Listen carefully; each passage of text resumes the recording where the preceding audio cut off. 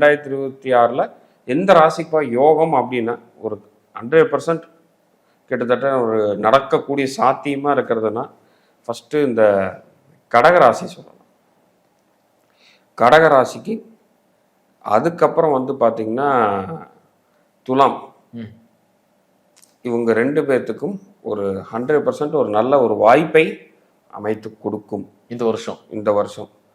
So அதுக்கப்புறம் விட்டோம்னா மீனத்துக்கு ஒரு 70%. இந்த 3 ராசி இருக்கிறவங்களுக்கு கண்டிப்பாக ஒரு யோகத்தை கொடுக்காம போகாது.